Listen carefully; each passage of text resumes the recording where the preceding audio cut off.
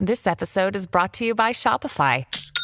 Forget the frustration of picking commerce platforms when you switch your business to Shopify, the global commerce platform that supercharges your selling wherever you sell. With Shopify, you'll harness the same intuitive features, trusted apps, and powerful analytics used by the world's leading brands. Sign up today for your $1 per month trial period at shopify.com/tech, all lowercase. That's shopify.com/tech. Whoa. Landing an account this big will totally change my landscaping business. It's gonna mean hiring more guys and more equipment and new trucks for the new guys to drive the new equipment in. I don't know if I'm ready. You can do this, and Ford Pro FinSimple can help. Our experts are ready to make growing pains less painful for your business with flexible financing solutions that meet the needs of your business today when you need them. Get started at fordpro.com/financing.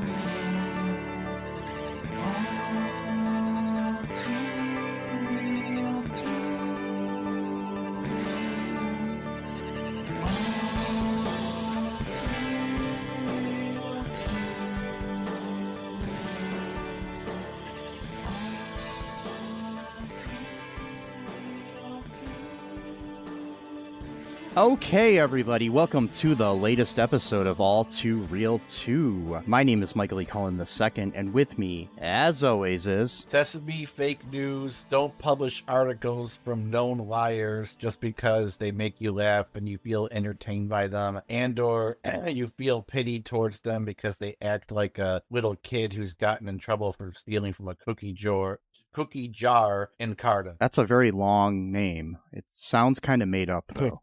It's pretty much entirely made up, about 99%. Oh, okay.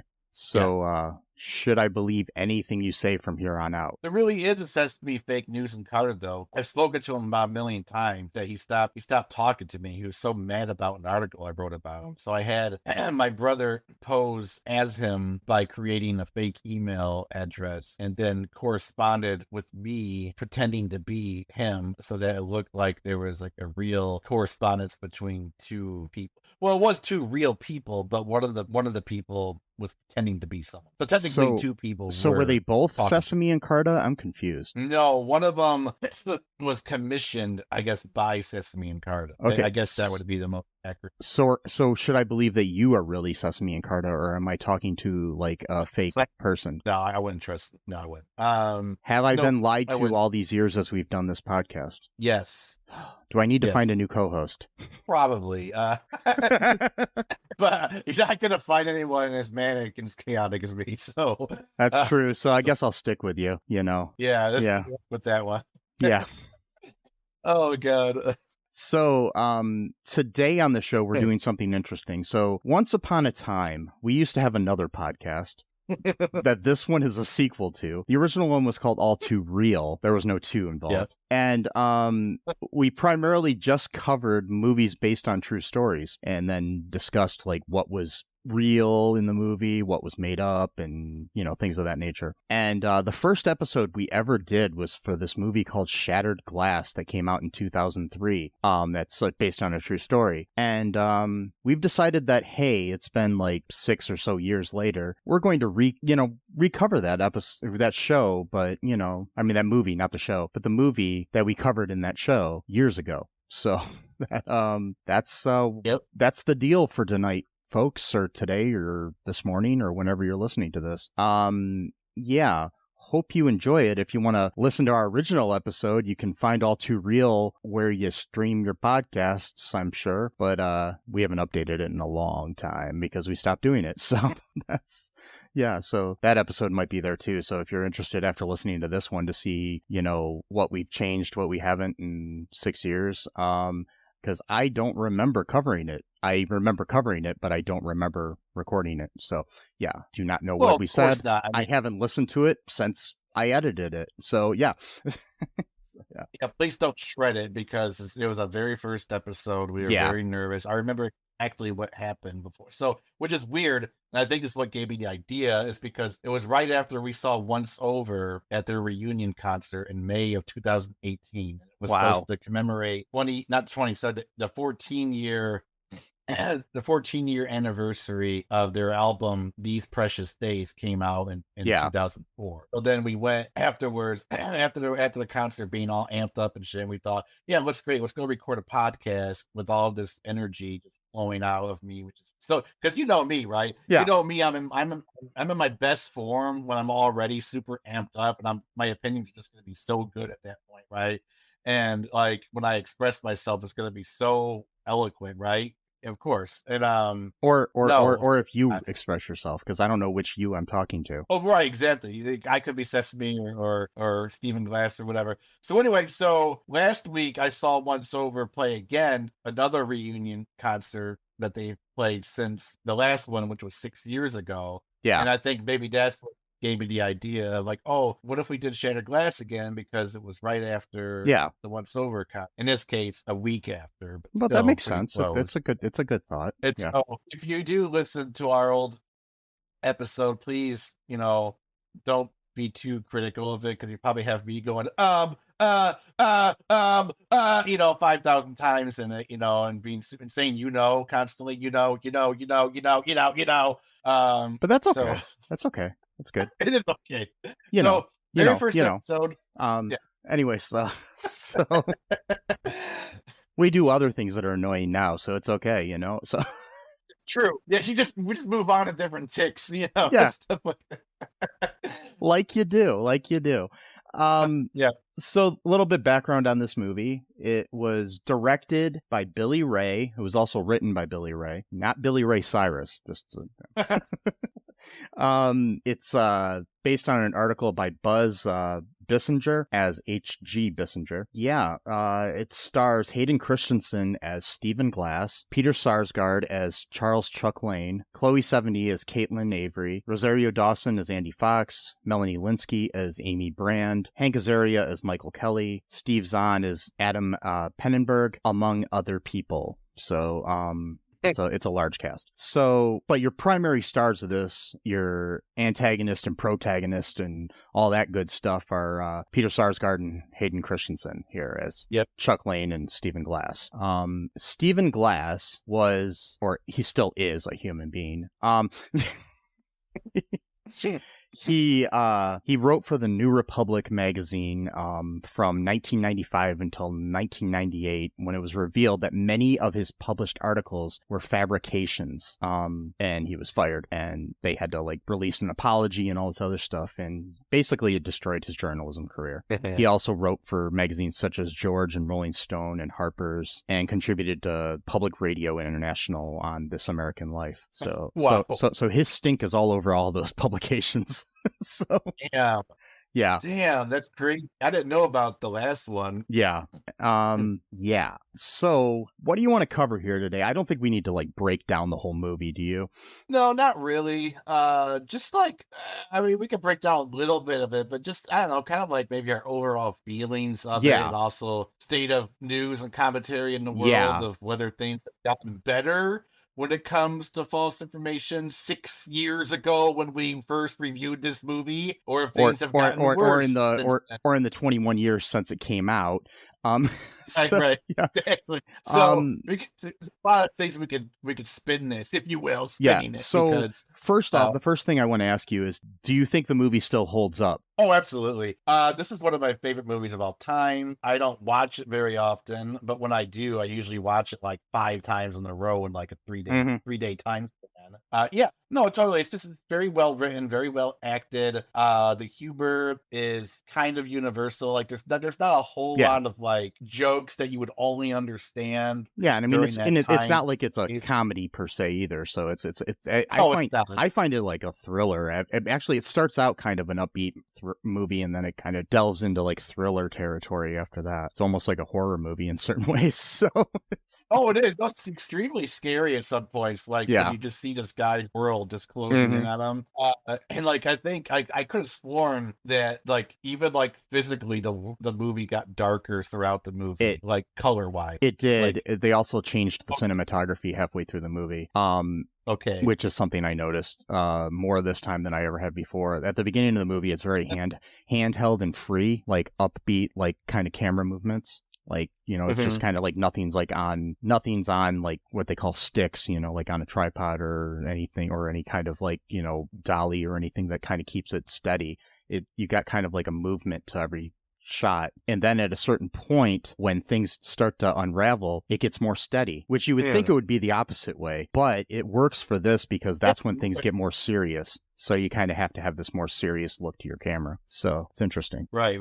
It is very interesting. That's one of the beauties of filmmaking. It's just like with any other art form, like, you know, with music or stuff, you know, which is my specialty, is like, you know, you pick up these little nuances that maybe like, you know, the untrained ear wouldn't really hear, like a tiny little synth pad note in the background that's just barely noticeable, or, you know, or this thing moved into the left ear, you know, for like a sort of like fading into the left or right ear. So like movies and stuff too, the same thing happens. These little cool little things that happen. Yeah, and it's really interesting when you notice it, and then you realize that this was an obvious choice by the cinematographer and director to do this. You know, it's just really cool. So what's the basic plot here? I'll give you really quick what the Internet Movie Database summary is.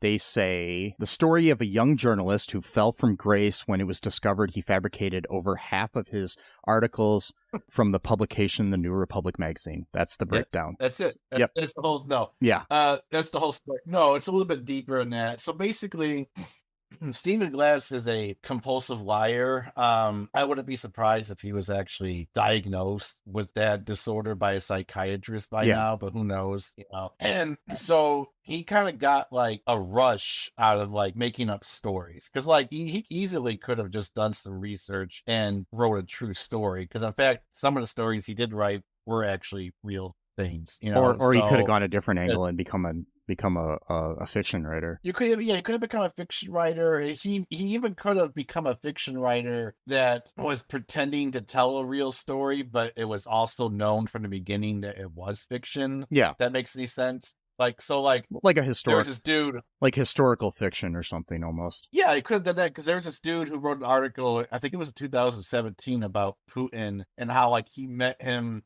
when he was like a KGB agent, like his first years, like being 18 years old, and he was playing like a Pink Floyd song in a bar, and you know, and all this stuff, and they became friends, and he was like, you know, I really want to get out of this life, but my family won't let me, and my country won't let me, so I got to go back and become a KGB. It was a really long article. I thought it was true for like, until I got to the end of the article, and it said like all of this was fiction or something like that. I was like, God damn it.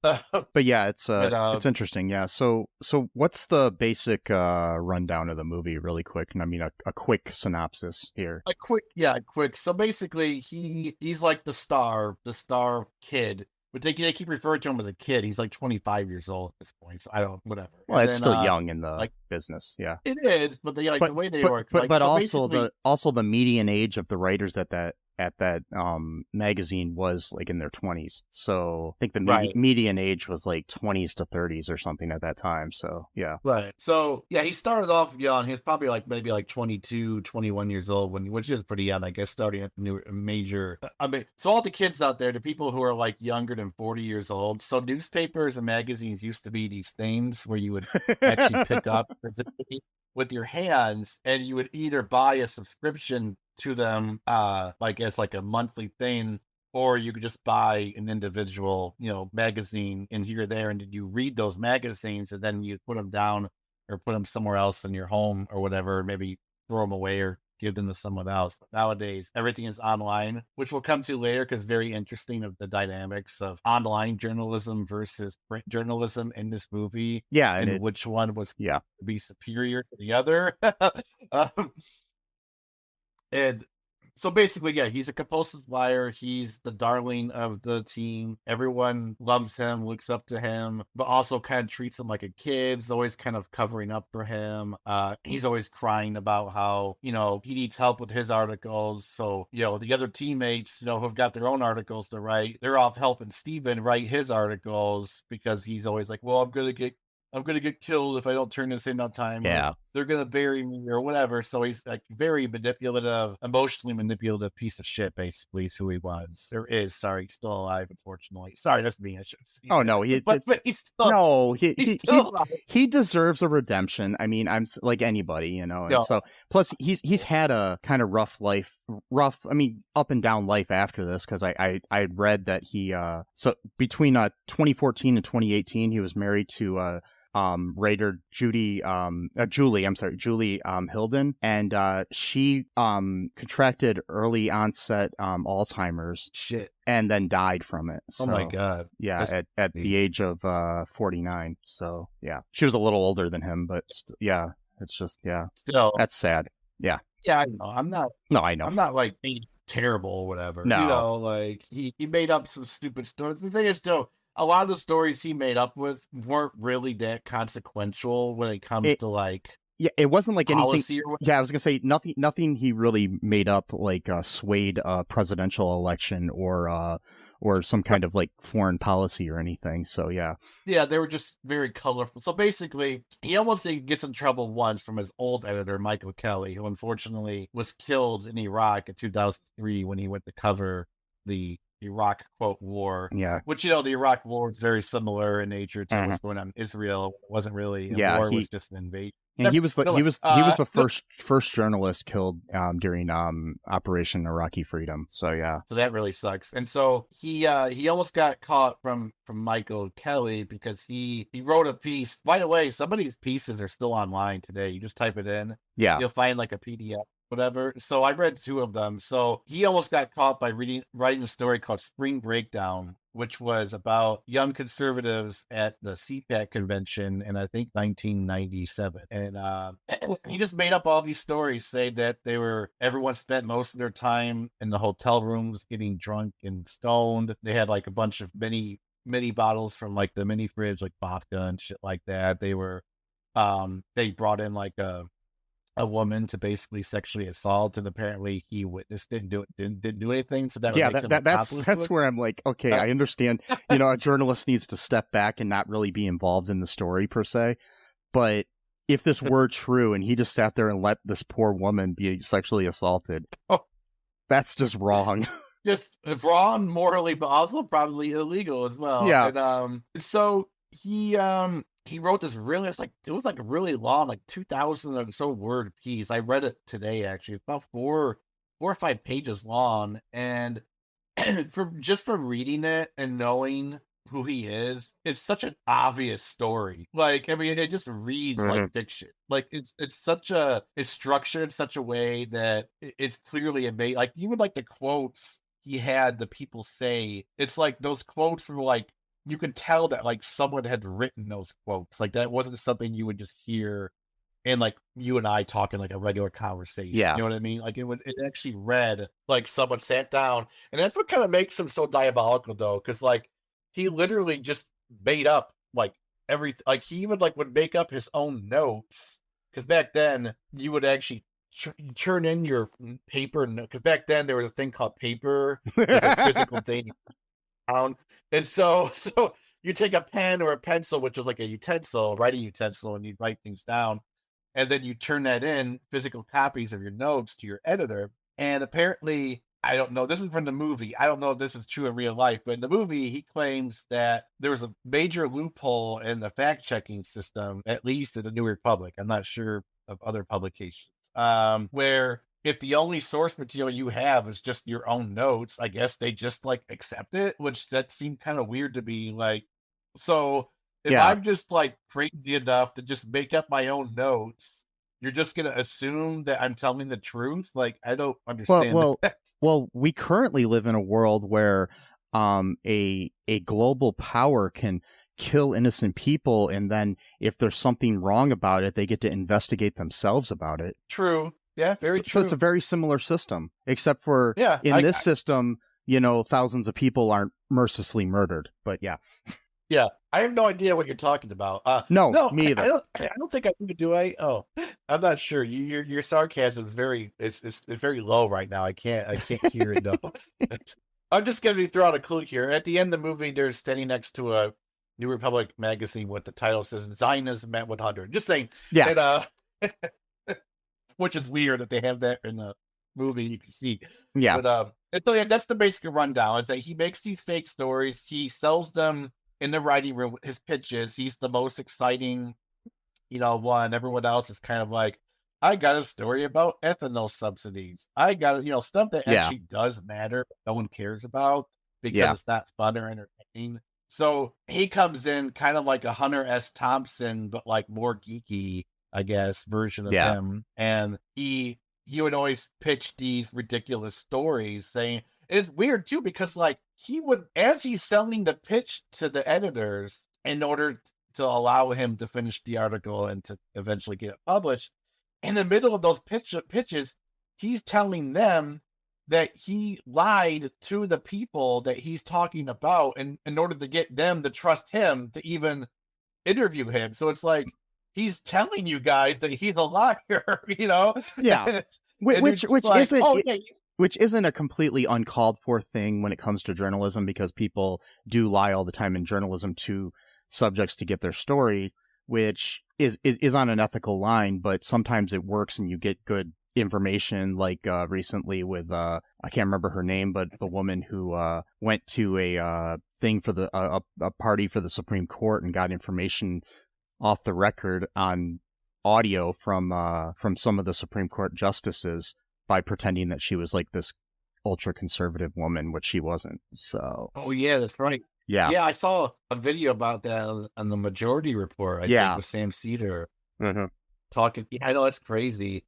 Talk about real news. That's a great. I'll never stop promoting that Majority Report. That's a great. No, me either.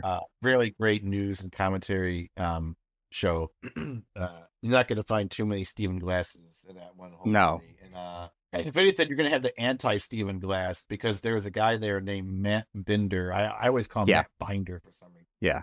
He discovered that Jimmy Dore, the shill who used to work at the Young Turks and then became a right-winger, quote, became a right-winger to make more money, so he has his own or as he says, he's a real liberal, not a anyways. So yeah. Well, they always say that they go, I'm a classical liberal, which basically just he's a classical liberal like Bill Maher. Right. And then, I didn't leave the left left me, etc. That's that whole thing. But he had his own alt Twitter account called Libtard01 or something like that. Yeah. And Matt Bender noticed this profile was always, not always, but often the first person to like one of Jimmy Dore's posts on Twitter. He was always that's kind of strange. Why? Like, is this person just always like online and always can see when Jimmy Dore makes a post and he's the first one to like the post? It just seems kind of strange. And so he went and followed both profiles, and he noticed that they're always posting almost exactly at the same time. Either it was the first one first, and then it was Jimmy Dore, or it was Jimmy Dore first, and vice versa. And eventually he saw that Jimmy Dore had posted something from Italy, and then this other profile posted something too, and it was also from Italy. And then he's like, okay, that's interesting. They're both in Italy at the same exact time. And then because their phone, like, I guess when you're like in a different country, you're like, it doesn't say T-Mobile, it might say some other company, because depending on where you're at in the world.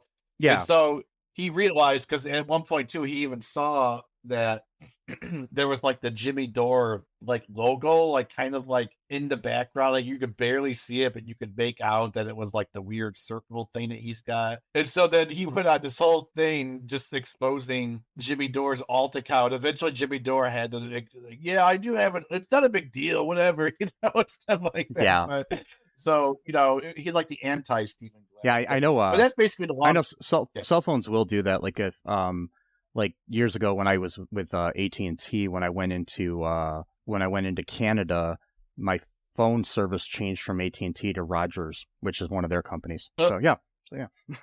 Right. It's just interesting how that happens. And yeah, so basically that's the long and short of it, is that he emotionally manipulated his colleagues and his editors, even Chuck. You know, like in the movie, he acts like Chuck Lang was this horrible person who was out to get him. Behind the scenes, Chuck was like diligently trying to defend him, like to find any piece of truth that might be part of the story, and just like assume that Steven just like panicked and was like trying to like invent like fake sources, like not because they were made up, but just to sort of like buttress the truth that was in the story. Like, Yeah. It wasn't until like the very last moment when he realized, like, oh shit, this guy just made up everything from the story. Like, Yeah, because I mean, the thing is, people make mistakes. People can be duped. I mean, it makes sense like that. You know, this could have happened to somebody, but when you find out that the people that he's claiming duped him aren't even real, so it's like, yeah. I mean, like, just think about that for a moment. Like, okay, like everybody has a panic move, sure. Like, you know, like, oh shit, man. But like, when you get to the point where you're having your own brother pose as another person, and you like create a phone number just for that. Well, no, didn't create. You just have your brother call from his phone number and pretending to be this other person, creating fake email addresses where you're emailing back and forth from the person that you're supposed to be talking to, but you're also that person who's replying to yourself as another person, creating a fake website, by the way, that was for AOL.members. Mind you, this was supposed to be a major software firm that he made up called Juked Micronics. And here's another thing, like, kids. There used to be this thing called AOL. Yeah.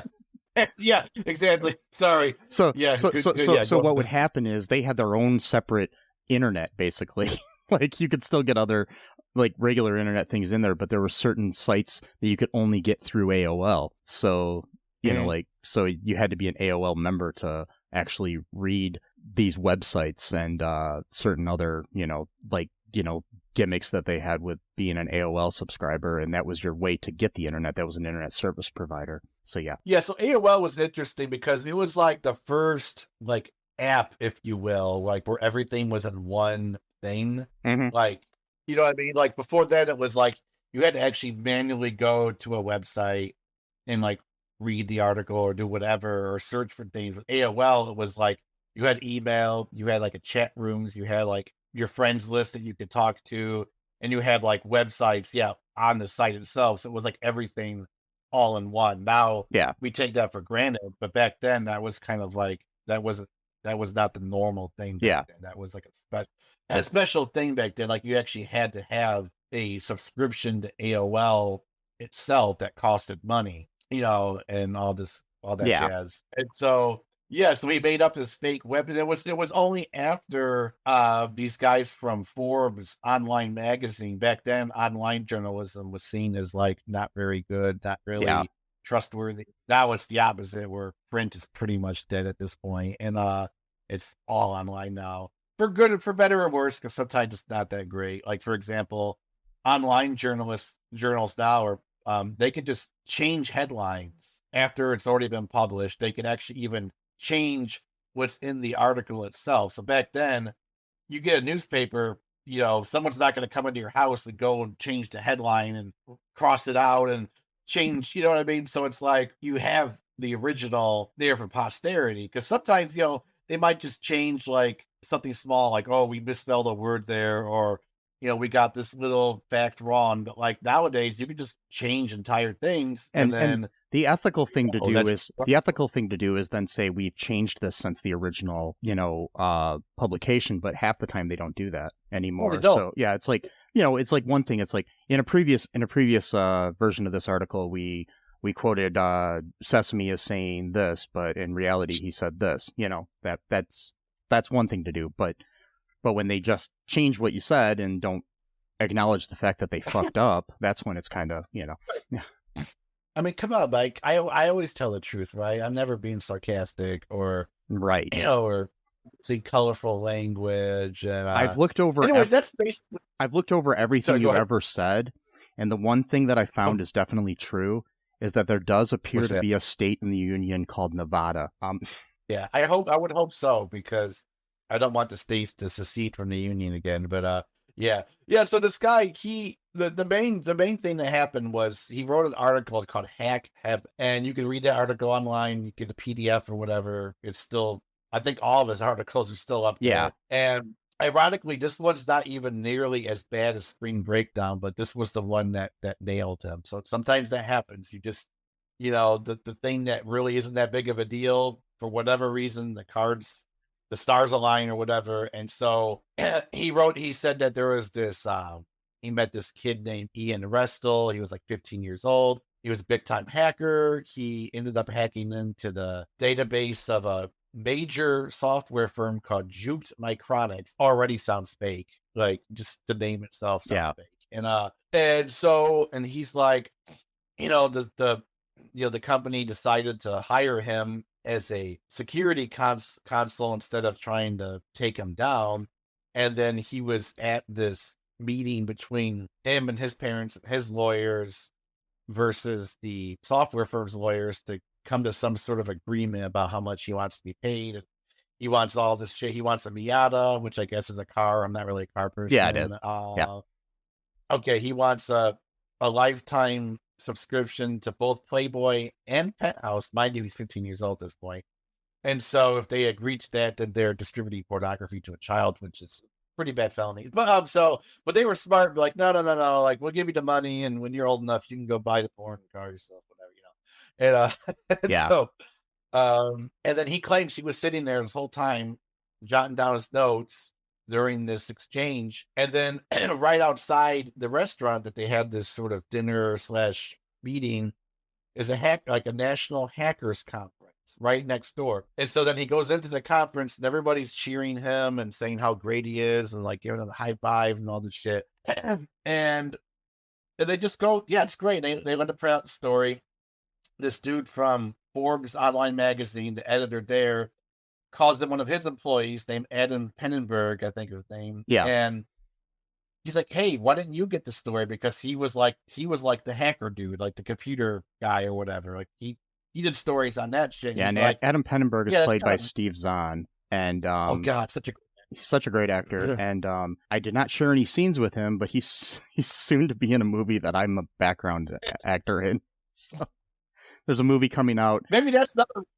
Yeah. There's a movie coming out called Eenie Meenie, starring Samara Weaving and Carl Glusman, along with Marshawn Lynch and Andy Garcia and Steve Zahn and a bunch of other people. It'll be coming out sometime next year on Hulu, so look out for it, and then maybe you'll see me in the background. Maybe. Yeah. That would be pretty awesome. I did 5 days of work as a background talent on that movie, so yeah. There you go. Did you get paid by the hour? Yeah. That's awesome. Shit, that's great. Yeah, even if you weren't doing anything, quote unquote, just sitting around and waiting. The one day I was hardly ever on set, so I was just sitting waiting to be called. So yeah. Damn. Yeah. That's awesome though. That could have been the reason why too, because you mentioned Steve Zahn before. Yeah. Maybe that was what also fogged my mind about this movie. And yeah. so yeah, Adam, he ends up, just doing some very minor research he goes to Yahoo search bar, because back then I don't even think Google was around at that. Maybe it was, but it wasn't like the key thing it is now. He typed in Juked Micronics and nothing came up at all. That's what gets me. Okay, so I don't understand this, Mike. So I understand he was entertaining. I understand, stuff like that. But nobody at New Republic had a computer or a search engine, and nobody at one point thought, let's just type in, just for shits and giggles, Juked Micronics, see what comes up. That's interesting. Nothing comes up, and it's supposed to be a major software firm. Yeah, Google was founded in 1998. So it's probably before when it started. Mm-hmm. And I just thought that was really wild to me that nobody at New Republic thought of just doing a little bit of research and not just taking his. I guess maybe they just assumed that nobody. In a lot of ways, it's even worse now, where you have such a small staff at publications that they're trying to get so many articles out that they don't have time to check every single thing. So they just assume that your author is telling the truth. So it's like, Oh my God. yeah, I think that's what happens a lot of the times. That's one of the reasons why it just sucks when you read all these things that are happening now, where like the LA Times like lays off half its staff or something like that, and you're just like, what's happening? It's like there, for sure that now things are gonna really, there's probably tons of Stephen Glasses out there now and are getting away with it. God. Yeah, it's really bad, man. Like and like these like the liberal establishment. I don't mean liberal as in like the way people use liberal. I mean like the liberal establishment, scoffs at anyone. Like, all these people are so uneducated, are so stupid, they don't like to read shit. But then these stories come out where it's like these people have been faking stories for years. And it's like, okay, well, you're not making your image look better. Well, I mean, that's the thing. It's like, how can I trust the media when they allowed, 20 some articles out of 40 some at the New Republic to get published back in the 90s, So it's like, when you had even less though, 27 out of 42. Yeah. That's how many articles, at least partially or entirely, were fabricated. For example, Hack Heaven was 100% fabricated. Not one part of that story was true. Nothing. He just made the entire. That's the other thing. Maybe they just assumed that nobody would be as that compulsive of a liar to handwrite fake notes as if you were at. I mean, that is pretty impressive. Like, I mean, and nowadays you do have people making up complete stories, but you can usually tell that they're fake if you take a few seconds, unless you're somebody that has a confirmation bias and just believes whatever the headline says, regardless of actually reading the thing. It's like I did a test back when I think it was when Trump and this is years ago, like when Trump and Hillary were running for president, and I put up an article that somebody had online that said the headline was Bernie Sanders still has a chance to be president, and this was after the election. Yeah, and then all these people commented underneath my post of it saying, in your dreams, Mike, and blah blah blah and all this other stuff. Nobody clicked on the article because the article told you that it was fake and told you that it was a test to see how many people would do this. And that just shows you it's gotten worse since, in the last 8 years. It's just, horrible. Yeah. So. Oh, it's gotten so bad. Yeah. Journalism is all but dead. I mean, I'm actually really, really scared, to be honest, because like now with AI taking over and fakes, like quote unquote deep fakes used to be so obviously like you just put like someone's head on someone else's head saying something stupid, like their mouth wasn't even moving in it was kind of like a Clutch Cargo sort of situation before, but now it's and so like it was just obvious that it was fake, and it was like just made for a little bit of fun to like maybe poke fun at someone or whatever. But now it's almost 100% accuracy, and the only shining light, only silver lining, there we go, the only silver lining to that is that a lot of people, but also a lot of people won't be able to do it. But a lot of people, as we get used to something, we sort of evolve alongside technology itself. Yeah. So me and you, we might be able to detect whether something's fake or not just by getting used to it. But other people, like you say, people are posting this bullshit AI art that's so obviously fake, but they're like, amen. Oh, I can't believe people won't reshare this. And it's like, obviously a fake.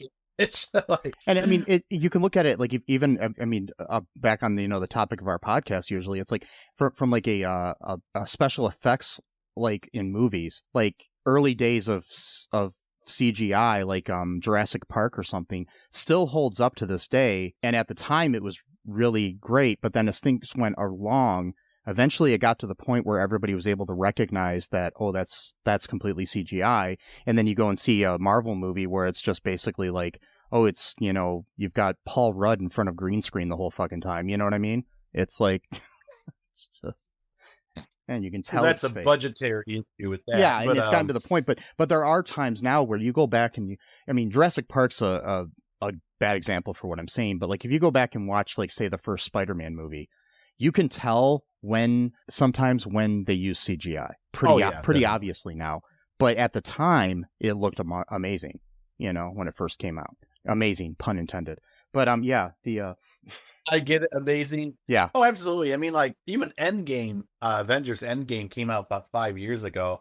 I was watching that recently, and even some of that I could tell that there was a little bit. But back when I first saw it, I was like, That was "This is amazing. so Yeah. realistic." Yeah. But still, it's still very, very good. But yeah, with things like this, I mean, now with Chat GPT able to write articles for you, I mean, I know supposedly they have mechanisms that can tell whether or not you're using Chat GPT, but like, how would you be able to do that? Because the whole point of that is that it takes all the information from the internet and then comes up with its own thing. Yeah. And there have been cases too where someone had written an article completely by themselves, did not use any AI technology to assist them, and then that got flagged as being used by ChatGPT. So it's like, And I mean, and it's not to say, technology is a bad thing, because some of these things can be useful as like brainstorming. I almost said brainwashing, but that too. But brainstorming for things like, if you're like, what are some good ideas for an article? And it might pique your interest if you type it into something that'll be like, maybe you want to write about water, so it's just like, oh, okay. And then you look into it and you're like, oh yeah, there's a water crisis going on in Flint, I got to write an article, something like that, but not to have it write your whole article, so yeah. Or like when it comes to like, writing a screenplay or a poem or something like that, and you just be like, I've got this idea, like, can you help me kind of flesh it out a little bit? And then you take that and you flesh it out yourself, where you write your own dialogue and your own ideas, but it's kind of like collaborating with somebody. But if you have like, but if it gets to the point where like Netflix is having AI completely write an episode of Stranger Things or something, then you're going to completely notice it, Yeah. And, they're probably going to start doing stuff like that, especially with everyone cutting, tightening their belts and, cutting staff and whatever. Which I still don't get to this day, where people are like, oh, this inflation thing, but it's actually like all these companies are making record profits, but they're not, but the only people that are getting the profit are the CEOs and the board, and all the people working like, like at Walmart or something, like the CEO and the board are getting all this money. And then, the poor lady that's your cashier at the store is not getting any kind of, compensation for the fact that the company's making all this money. Just stupid. Yeah, a lot of these companies use inflation as an excuse. Then there's really actually no need. Like grocery stores doing that. Obviously they use inflation, but they actually create the inflation. So it's like, yeah, it's a perfect grift. It is. I mean, yeah, you figured it out. Like it's like, there you go. Like you're like Marx 2.0 now. Like you, like all you gotta do is use Chat GPT to write an article describing why you're right. So coming next week, I'm gonna we'll have a completely AI written episode where it's just us talking about this stuff. Dude, no, we should do that. No, seriously, we'll just read it. Maybe not next week, because again, it's your choice. No, I know. We'll do it sometime soon. Yeah, maybe we'll do a whole episode, maybe an April Fool's episode, where we just have the whole thing written by AI. That would be good. Yeah. That would be good. God damn, man, that's a great idea. Yeah. Yeah, that's the long and short of it. I mean, there's really not much to the movie other than what we talked about. More of a thriller. There's not a whole lot that happens in it, Yeah, but it's very intense, and I think it has a lot of implications that are still relevant to today. When it comes to journalism and it comes to truth, and in politics and in journalism and stuff. It's very, not politics as much in the movie, but it actually does apply to politics now, where it's always been this way, where you just have, your White House spokesperson basically just lying straight to the journalists, and the journalists will then just publish it as without double checking things. And it's this whole, propaganda that we live in, where somebody says something, it gets published, and then that becomes the truth. And it's not necessarily true ever. And it's getting so much worse, where you've got like this AI shit, and you got this other stuff online, especially, Facebook, as much as I hate to say it, is dying completely. I use it a lot for, my social media aspect because of my age, I guess, where I'm just not, I am on TikTok and Twitter and Instagram and stuff, but I haven't figured out how to harness those as best as I do Facebook, but even Facebook from a year ago is like 100% better than Facebook of today. It's to the point where every other thing posted is somebody posting a stupid picture where it's like, you know, oh, there's this disabled vet who has like legs that are, you know, missing. And, you know, it's like he's holding a sign that says, you know, nobody will post this because, you know, why don't pictures like this go viral, you know? And it's just like, maybe because it's AI. But then you have things like that, or like I saw one today, like on my dad posted where it was like, the Vietnam War was 45 years ago today and nobody's posting about it. And the fact that, you know, if you actually just think about that for a second, 45 years ago was 1978. Right. And so the war was well over by then. Yeah, Vietnam ended in like 75, I think. Yeah, 74. So it's like, why would anybody be talking about that? And I've seen other things too. It's like, you know, today's the anniversary of D-Day and nobody's talking about it, and it's like completely a different month than when D-Day happened. You know, it's just this thing to get people to buy into this militarization love or militarism, and you know, and a lot of times this Christo-fascist, you know, way of looking at the world, where, you know, you've got these things where it's like nobody shares photos of Jesus anymore. You know, this photo isn't allowed on Facebook, but I'm sharing it now. And it's like, yeah, it's been shared over 4 million times, but yeah, it's not allowed anywhere, you know. It's like, but people will share it, or like, you know, say amen if you care about our military or something like that. And it's usually just AI Facebook pages that are completely run by AI. Half of the comments underneath it are AI, but then you get somebody that's older, like my dad or my mom or somebody, that'll fall into it and repost it, you know, and you're just like, come on, people, take 2 seconds to use your brain and realize that you're just falling into propaganda. Yeah, they call those AI slop channels or pages or whatnot. Because, yeah, the whole thing is just generated by AI. And the thing is, too, it's kind of like with the bot followers. So their idea is that if they could project, like, engagement, then, like, real people are going to then show up because, like, oh, well, there's so many comments on here. Obviously, this is real, you know, type of thing. So it's like, it's meant to sort of bolster.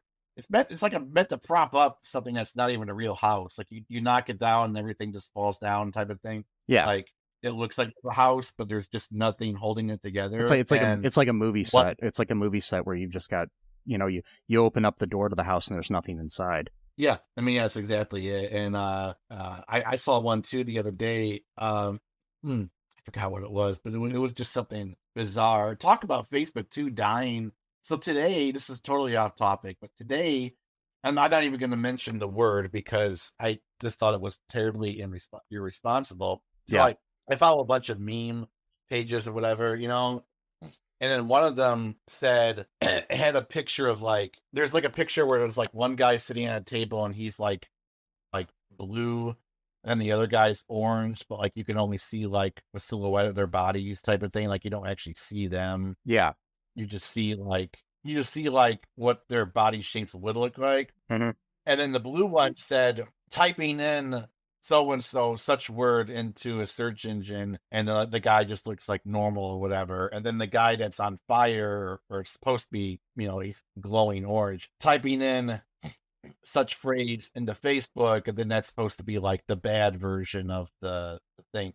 And so all these idiots online on Facebook were typing in the phrase, and they're like, oh, I don't know what else I expected. I probably shouldn't have done that. And so what it is that the phrase, I guess, is like a code word that people look up to find CSAM, child sexual abuse material. Oh, geez. And to bypass the algorithm. And so they were typing it in, and they got a warning from Facebook basically telling them like, this search might be like part of that. Yeah. And like, you know, don't go any further if we're going to call a cops on. Well, they didn't say that, but that was kind of implied, you know. It's like why would you do that? There's so many evil people on there, and those things like that, you can report it all you want, but Facebook won't do shit about it. I mean, you can have people write online saying that you should kill a whole group of people, and somehow that's not a hate hate speech. It's just the stupidest thing. It's like sometimes if back in the day, I don't know if it still is, but if you said something bad about a whole group of people, it wasn't considered hate speech unless you said it about a specific member of that group. Right. Which makes no sense to me when I think that if you're saying, oh, you should murder all people with blue eyes, that's not bad. But only if you say, oh, you should murder Michael E. Cullen II because he has blue eyes, then that's hate speech. That doesn't make sense. They probably think it's because it's easier to single out one person than it is to single out every member of that group. But still, you're still advocating for murder. So that doesn't make any sense that you would say like, oh, like, you know what it is? It kind of reminds me. I know we're like totally off on a tangent here, but like that's fine. But it's all connected to the whole lying of journalism, because in a way, social media used to be a good source of media of news and stuff, but now it's not at all. So right, and so it kind of reminds me. There's a lot of controversy going on around different streaming apps. Yeah, like live streaming, like Twitch. Mm-hmm. And now there's a newer one called Kick. It's really not that new, but Kick is like way, way worse than Twitch. And what it is, and the reason why it reminded me is that there seems to be a mentality among a lot of people, especially those who are online a lot, is that they somehow think that if they commit a crime that's so blatantly in public that somehow that makes it not committing a crime, because I guess in their mind they're like, well, what idiot would do something so brazen in public? Therefore, it's not a crime. I'm like, you can murder someone in public doesn't mean it's not a crime just because he did it in public. Like, but they seem like to think that they're like these guys. They were like, this one dude.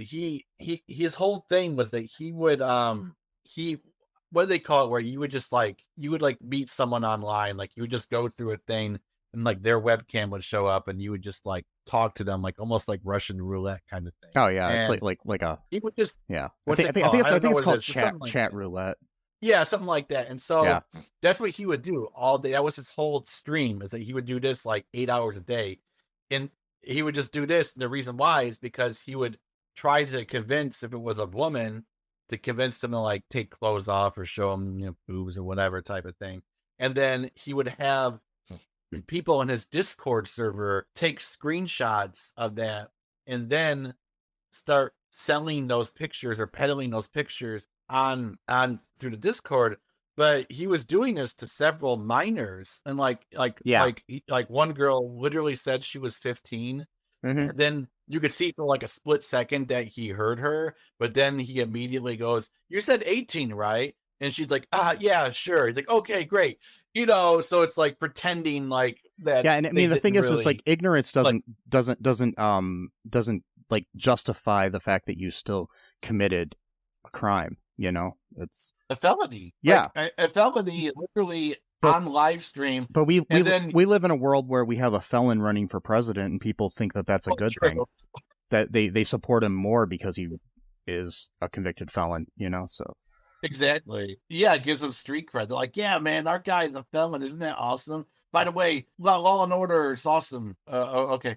I mean, I saw talking about what you're saying here too. I mean, I saw a thing like that. This guy back in the earlier days of like webcamming and stuff, webcam online and stuff like that, was doing something like that with minors, where he would go into this social media page of some sort and pose as like this, hot Justin Bieber looking kid or whatever, and named Captain Obvious. That was his actually screen name. And then he would just talk to these girls that were like, as young as like 12 and stuff like that, and get them to like flash him and do other things. And then he would just like not talk to them for a while and then come back, and he's like, but they thought it was just on a webcam that it would disappear, that it wasn't a photo. But he was taking video or stills of this as it was happening, and then he would come back and threaten them and say, show me more, or I'm going to share this with all your friends, or pay me, or give me money. It's like basically like the first major sextortion campaign. And it turned out that he had done this to like over 350 young girls in the United States, Canada, and Great Britain. That's insane. Yeah, he ended up getting he got 105 years in prison for it. So that's wild, man. That's crazy. I mean, he did release like what got him, like one of the major things that got him is he did end up releasing, and then this girl found out photos of her on some website, and she was only like, I think she was only 16 or something when the photos were taken, or younger, and so it was distribution of child pornography, and I guess he did it to other women. And at the time of the episode of this show that I watched where I was talking about, it's called Web of Lies. It's an older show that used to be on like Investigation Discovery, and they, you know, it's just that they're people at that time that are still finding out to this day that they were being taken advantage of this way. So that's crazy. Yeah. That's, I mean, that's how scary this shit is. Like, he produced and distributed it. So that's like a double crime. My God. But then, I know this is all kind of related though, because it's all about the war between truth and falsehood, and clearly falsehood's winning. I mean, it's sad. We have a thing like where there was a presidential debate recently, and I'm not going to get into the problems with our current president and his performance at it, but the former president and his performance, pretty much almost everything he said was a lie, and people defend him. Like everything. They say, well, that's, you know, how can you prove that's a lie? And it's like, well, we have proof. But when you get to the point, though, when it comes to journalism, though, when you get to the point where people can't trust journalists because of things like what happened in Shattered Glass, they won't trust facts that are true when it comes to journalism. So it becomes the whole like boy who cried wolf type thing, and nobody's going to believe you when the world is collapsing around you. So yeah. Yeah, it's just like, it's the whole thing where it's like the liberal establishment can, you know, get mad and, you know, all they want about like, oh, these Hicks they don't want to read. They don't want, now I'm doing the Hick voice, but whatever. Yeah. They don't want to read or learn. Like, you guys lie though, too. Like, you're snobby for one thing. Nobody likes a snob. That's one thing right there. And it's something you should know off the bat, but apparently you don't. But people don't like snobs unless they're other snobs. So you're just jerking off to each other, or jerking, which I can't talk today, whatever. You're jerking each other off, not jerking off to each other. Well, I guess we could be doing both. Maybe a little of both, little column A, a little column B, you know. It's like a little bit of both. Sorry. And like, speaking of Operation Iraqi Freedom, the New York Times, Washington Post, all of these major liberal in the official term of the word, not the way we use the term liberals, and certainly not the way your average conservative uses the word liberal. I'm talking the specific way it's I gotcha, used in like political. I know, I'm just trying to be clear, but like clarification. There you go. And they all repeated the lies that the Bush administration. They said, oh, they got Saddam's making chemical weapons. They got yellow cake. They got uranium, etc. And these major, like New York Times, it's the greatest magazine paper of all time. And Washington Post, and all these other, probably even New Republic. Probably, I mean, I don't know, but I would bet there's probably an article in there somewhere that just. Oh, I'm sure. It was like every at the time it was almost encouraged to be Islamophobic. It was almost encouraged to believe anything that was said by the president. It was encouraged to do that, and that never happened again at all. Oh wait, it's currently happening right now as we speak, where people are convincing us that things that never happened. 30 or 40 beheaded babies that never existed. Nope.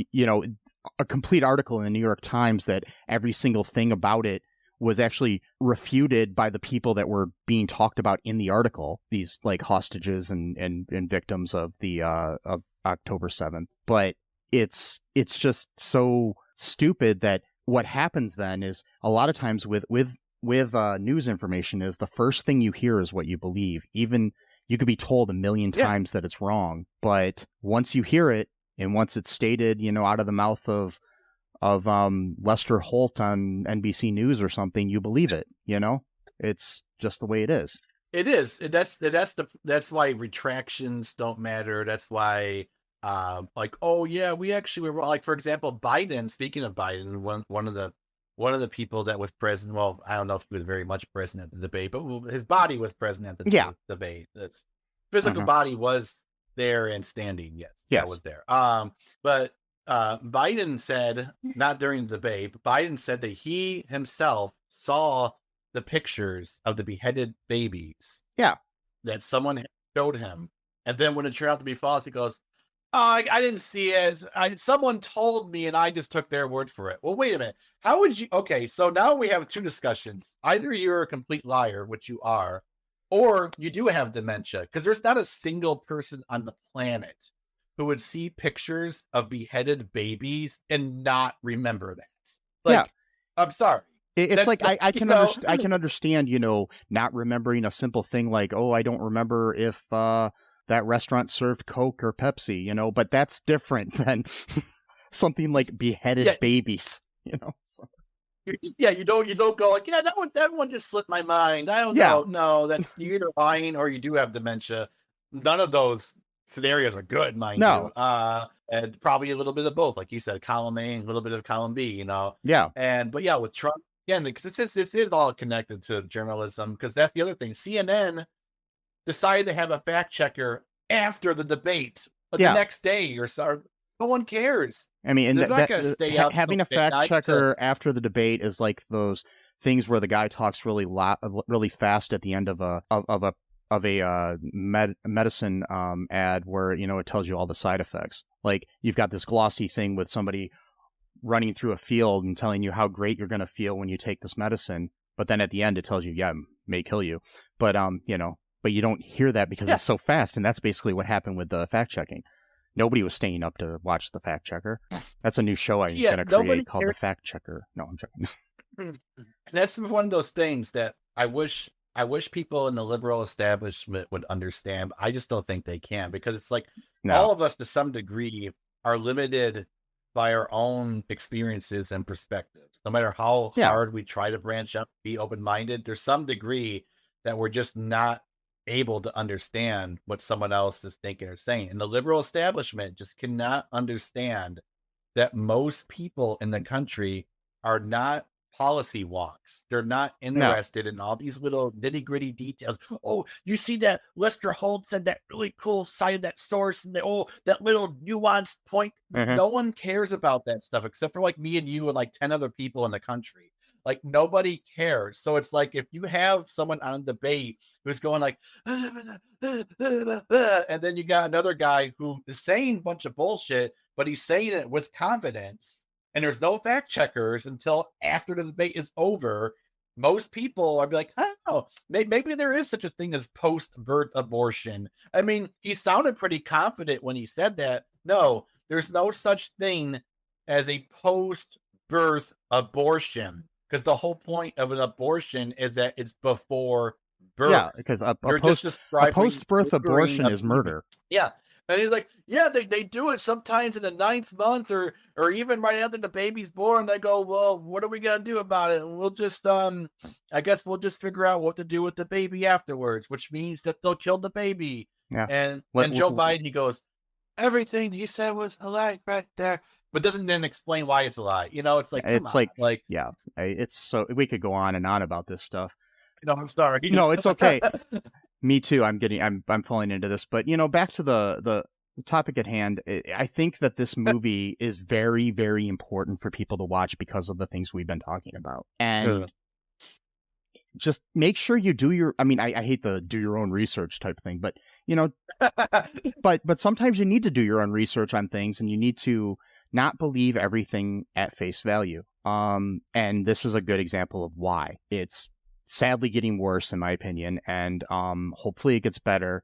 But it's also another reason that you should, maybe start to support journalists that you trust. Go to their Patreons, go to their blogs or whatever, and subscribe to whatever they have. Whoever it is that you actually trust, that you think can be trusted. I mean, sure, sometimes these people might write something wrong, but a lot of times the trusted people will correct themselves and explain how they fucked up. It's and they can't do this for free. And the sad thing is that they can't do this for free, but Uncle Jimmy living on a farm in the middle of nowhere can, and he's gonna convince you to kill someone because he thinks that they're a child predator, even though they're not, and you're going to believe him just as equally as you believe somebody from the New York Times because of lies and stuff. It's sad that that's what happens, but you should be able to trust somebody from an actual publication or more than you do Uncle Jimmy living on the farm, so it's just the way it is. But yeah, now it's been, the playing field has been, quote, leveled, but not necessarily a great, No, and it's a sad world we live in. And if you have any suggestions of how we can change this and help this out, let us know. But like I said, the best way is to support people that you trust. People that I trust are like the Humanist Report or the Rational National or Majority Report or, I don't know, like Bituation Room. People like that actually do things that are good research journalism and on a daily basis.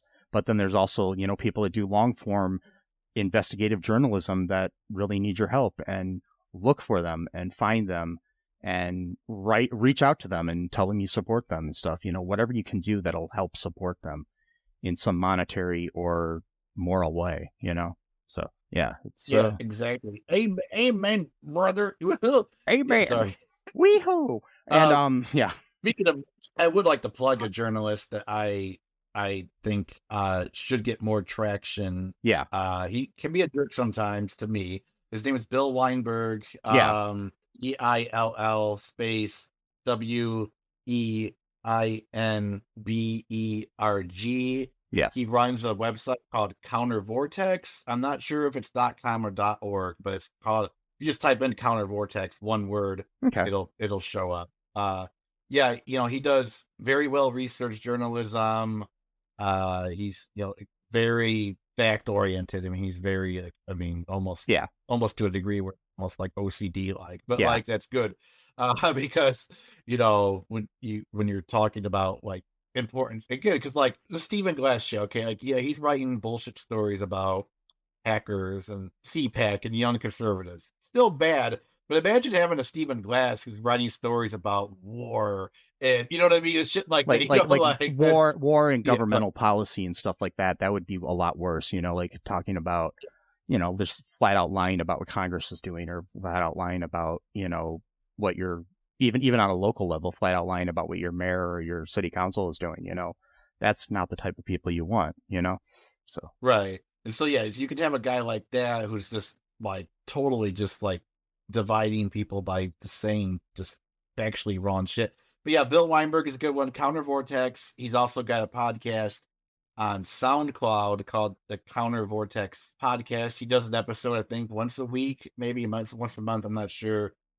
He's good. I just want to get him the traction because he's kind of lesser known, and he's not really, he's like in his 60s, early 60s, I think, by now. So he doesn't really know much about like the current like streaming and all that kind of stuff. He's kind of like, unfortunately, kind of left in the lurch a little bit, even though he's really good at what he does. But the good thing you can do is look for people like him out there and support them. That's what you got to do to build their audiences. Yeah, and he used to be doing shit all the time. I mean, he did create a website a long time ago called the World War IV Report, and then he changed it to Counter Vortex. I don't know, like 5 or 10 years ago or something. And he did a show for WBAI in New York City. It was a public radio show. He did what's called the Moorish Science Radio Crusade, I think was the name of the show. Mm-hmm. And then it was very political, very left wing. Political. I'll try to share some of his stuff in the notes too, so people can find him. So, sure. Yeah. And so he was doing really important work even way back in the 90s. I still have some old episodes from like 94 that were archived, and he had actually, during the Civil War in former Yugoslavia, he had actually somehow managed to patch in some people from Yugoslavia to talk to other people that like they weren't like supposed to be like communicating with each other, and somehow he found a way via the radio station to get them to basically talk to each other, and like that actually like helped out, I think, like save some lives or some shit, like so that was like 'Cause, like, I think they were supposed to be like, it was just really hard to communicate with people back then, like, you just like, the phone lines were cut and shit a lot of times, and they were probably being surveilled as well, and stuff like Yeah. that, and so, yeah, pretty cool dude, can be a jerk sometimes to me for some reason, but that's, whatever. That's a That's just caveat my we don't need to personal get into. So, Yeah, yeah, I'm just saying. but yeah, But then that just proves my point, though, that I like him enough to promote him even though he is a jerk to me, yeah, so it's all good. So yeah, if I definitely say, make sure you check out, I'm sure you already have watched Shattered Glass if you're listening to this, but it's a good thing to show people about good journalism. I mean, it's right up there. I mean, not good journalism, about bad journalism and how things should be good, But I mean, also check out things like Spotlight or All the President's Men, stuff like that. Those really good, movies about journalism that may make you want to get into it and actually be somebody that's honest about journalism, Before we wrap things up here, let's take a listen to this fun song that Sesame recorded about the movie.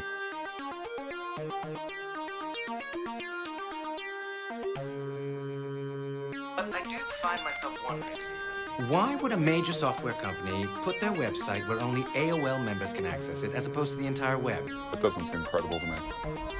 All I know is I was here. All of us were right here. You sure you're in the right building? Yes, we're sure. Why's that? I have to say, Stephen, this looks very suspicious to me. All I know is I was here. Quite frankly, this looks like a real mess. The conference was right here. Looks like a site that was created full scale. This is not right, Chuck. Okay, I feel really attacked. You're my editor. You're supposed to support me. You think your word against mine? You're supposed to support me. Those guys are going to have all this too. They're going to dig through the records in that office building. Okay, I'm sure they have surveillance cameras, and they're going to check them. I didn't do anything wrong, Chuck. I really wish you'd stop saying that.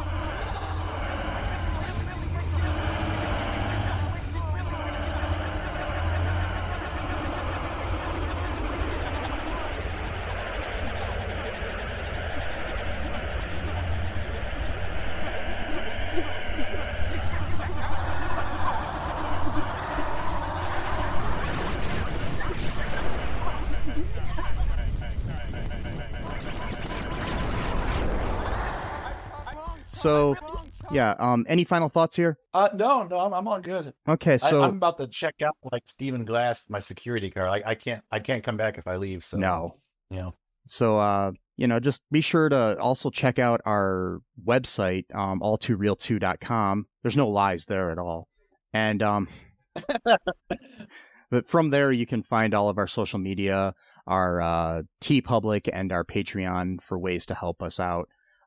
Be sure to share the show with your friends and give us a 5-star review wherever you can on like Apple Podcasts or Spotify or what have you. And just remember that I love you. There does appear to be a state in the union called Nevada. Sesame loves you. And until next time, bye-bye. Thanks for listening to All2ReelToo podcast, a Cullen Park production. Produced and edited by Michael E. Cullen II. Music by Matthew Hawes. Subscribe and share the show. Visit us at cullenpark.com.